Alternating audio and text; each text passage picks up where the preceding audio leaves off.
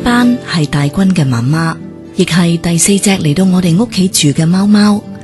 入門嘅時候，呢個媽咪只有4歲。喺斑斑未嚟我哋屋企之前，我係好期望佢哋母子重逢噶。我仲成日同大軍講，等媽咪嚟到，佢一定會錫晒你，你到時呢就係最幸福噶啦。我一心諗住斑斑一見個仔呢，就一定會好俾心機去愛錫佢，而有佢嘅關注，我哋亦都希望大軍嘅病會快啲好翻。點知呢個傻媽一入到屋企，對自己嘅骨肉真係一啲緊張都冇，一見個仔呢就發爛渣，仲喐手打仔添啊！呢一個衰妹呢，雖然係我哋第4隻入門嘅貓，但係一啲都唔輸蝕噶。可能係佢年紀最大，恃老賣老，唔肯玩認親認戚嘅遊戲。佢唔單止唔睬自己個仔啊，最初仲唔騷阿冰仔同小龍添噶，直情係好似睇唔起啲細貓咁款。不過佢喺人嘅面前呢，又好有規矩噶噃。佢最中意就係喺高床軟枕上瞓覺覺豬嘅，但係喺未經人批准之前呢，佢又唔會自己亂咁跳上床噶噃。佢會識得企喺床邊喵喵2聲問下可唔可以，等包租婆點頭，佢先至會跳上嚟。上到床佢亦都會俾個表情我，好似係話你呢張床都幾舒服啊。呢一隻貓女喺人嘅世界裏邊真係幾有修養噶。由於斑斑從小就一直住喺寵物店，佢雖然唔係太怕人，但係就好唔相信人啦。佢唔中意人哋抱佢或者錫佢噶。喺佢入門嘅頭1年，就連佢嘅纖纖玉手都唔係亂俾人摸噶。但係我發覺，每當我抱住大軍、冰冰或者小龍嘅時候，斑斑就梗會衝過嚟爭住俾人摸噶啦。我諗其實佢都係好中意詐嬌嘅，所以喺跟住嘅日子，我啊識做啦。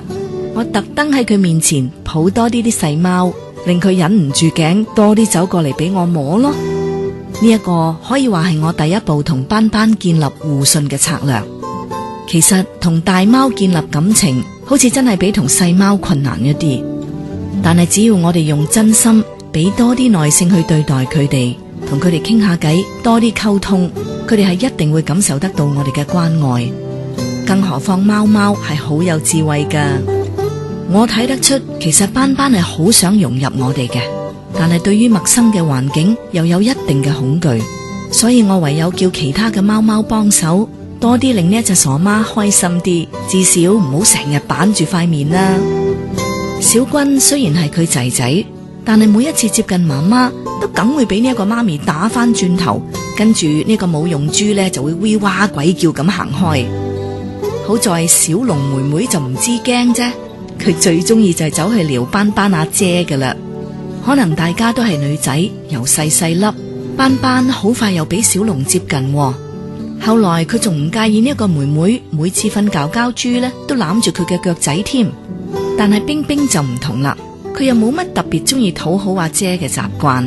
佢同斑斑每次喺走廊上狹路相逢，梗會2隻嘢側住面嚟到出手，又怕打親，又要逞強。不過又真係不打不相識啊！佢哋2個好快都化敵為友。斑斑仲幾中意跟住冰冰喺屋企走來走去，一齊搗蛋添。咁至於我啦，就最順得人噶啦。唔係順得貓字啱，我咪繼續投其所好咯。我成日會有意扮無意咁氹下斑斑，讚呢個姐靚靚，又摸下佢嘅面珠燈。好在佢又好中意。佢仲開始俾我拖住佢嘅手仔瞓覺添啊！我哋嘅感情就係咁樣慢慢培養出嚟噶啦。而家嘅斑女可以話係真正同我哋埋咗堆，同我哋形影不離。我哋去到邊，佢就去到邊。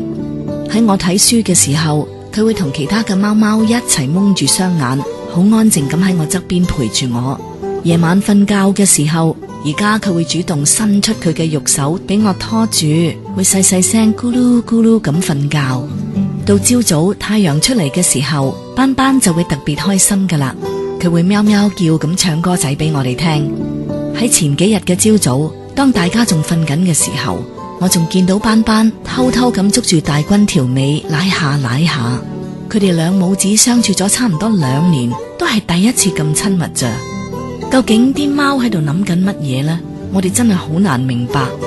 又或者貓貓自己嘅世界，其實我哋人類係唔需要去干預嘅，可能由得佢哋順其自然去發展，反而係最好嘅事。不過最令我安慰嘅呢，就係而家我屋企嘅所有貓貓相處得真係好融洽。雖然貓並唔係群體嘅動物，但係為貓貓揾到個伴，真係一件好開心嘅事噶。因為即使我哋更錫貓貓都好啦，佢哋總會有孤獨同埋寂寞嘅時候。我嘅經驗可以話俾大家知，不論係大貓或者係細貓，其實都可以相處得好好噶。對於嗰啲成日煩惱住究竟屋企應唔應該加添一隻新貓嘅朋友，最擔心嘅一定係如果搞到新貓同舊貓唔夾，咁點收科呢？其實最重要呢，就係千祈唔好咁容易放棄咯，因為任何一隻貓嚟到新環境，點都需要一段時間去調適嘅。不論啲貓嘅性格有幾好，如果夾硬要逼一啲素未謀面嘅貓一下子要夾起上嚟，咪同我哋嘅盲婚啞嫁一樣，其實係唔容易噶。不過我發覺最重要嘅一點呢，就係大家記住，千祈唔好偏心啊，因為貓貓真係會妒忌噶。如果你偏心呢，就會令到你嘅貓貓難過，會搞到新舊貓嘅關係好難得到突破噶。不過只要一切從心向貓貓嘅意願出發，咁一切問題都應該可以解決嘅。為咗貓貓，大家要努力啊！